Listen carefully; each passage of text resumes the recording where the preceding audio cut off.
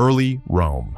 Rome developed along the banks of the Tiber River in central Italy. According to Roman tradition, the city was founded in 753 BC by Romulus, who became its first king after killing his brother Remus.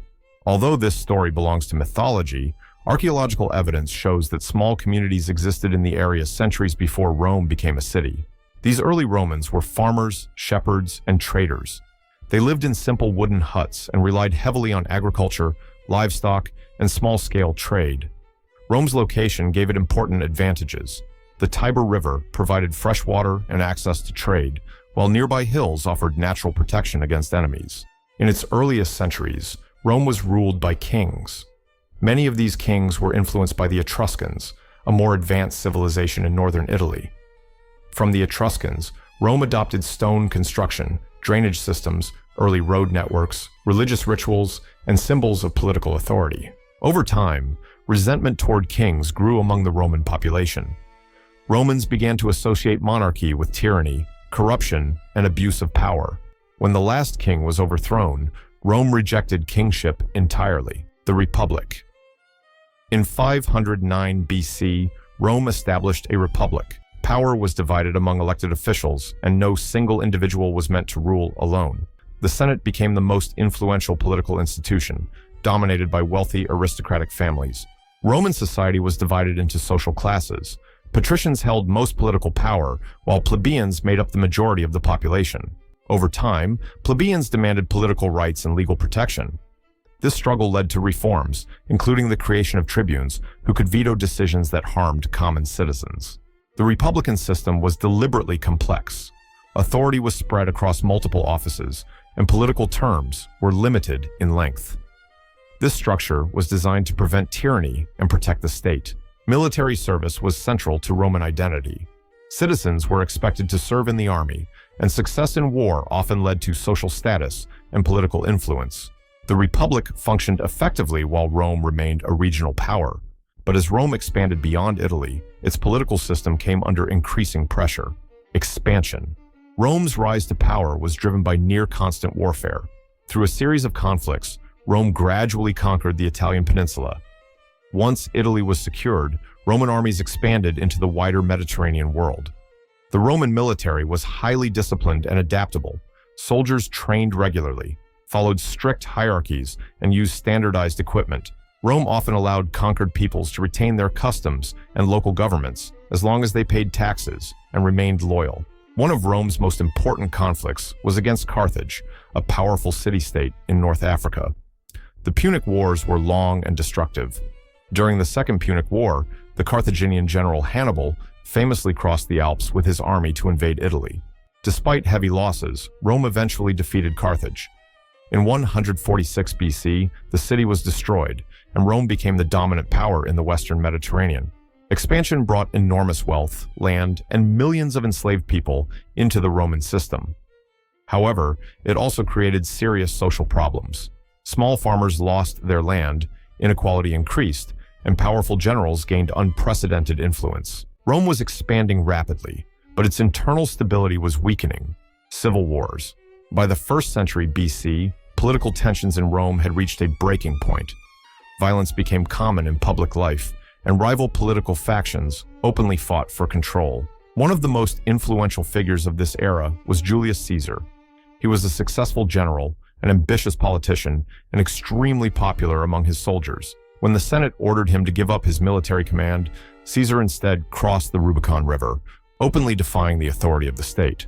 Civil war followed. Caesar defeated his rivals and became the most powerful man in Rome. He was declared dictator for life, a title that deeply alarmed many senators. In 44 BC, Caesar was assassinated by a group of senators who believed they were defending the Republic. Instead of restoring stability, his death plunged Rome into further chaos. Years of civil war followed. Eventually, Caesar's adopted son, Octavian, defeated all remaining rivals. The Republican system had collapsed, even if its institutions still existed in name. Rome was exhausted by decades of conflict and desperate for stability. The Empire. Octavian took the name Augustus and became Rome's first emperor. Although Republican offices continued to exist, real power was now concentrated in a single ruler. This marked the beginning of the Roman Empire. Augustus brought stability after years of internal conflict. His reign marked the start of the Pax Romana, a period of relative peace and prosperity that lasted for more than 2 centuries. Trade flourished across the empire. Cities expanded, infrastructure improved, and Roman law created a shared system of governance. Roads, bridges, and ports connected distant provinces, allowing goods and ideas to circulate widely. However, the empire depended heavily on strong leadership. Some emperors ruled wisely and strengthened the state. Others were corrupt, violent, or incompetent, causing instability and fear. Although the empire appeared powerful, it was increasingly vulnerable beneath the surface. Daily life. Daily life in the Roman Empire varied greatly depending on wealth, status, and location. The elite lived in large houses decorated with mosaics, frescoes, and statues.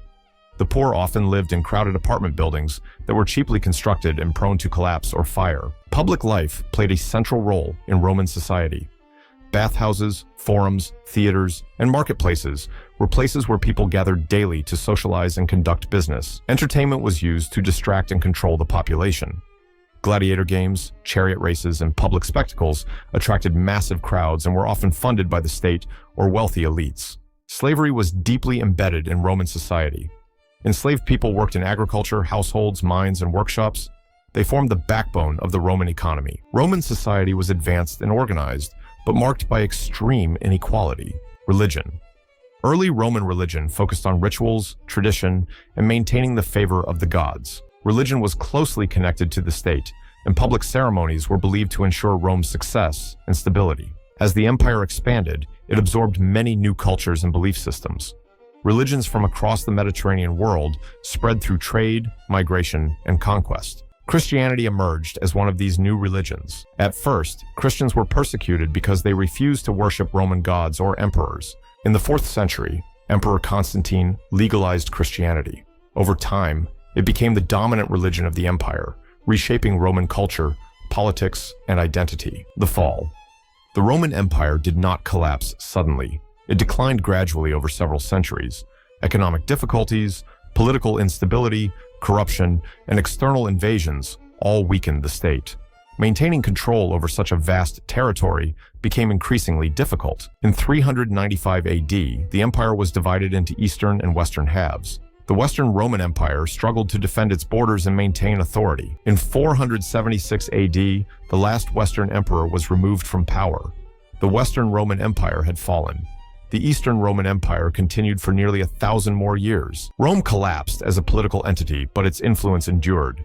Roman law, language, architecture, and ideas continued to shape the world long after the empire itself had ended.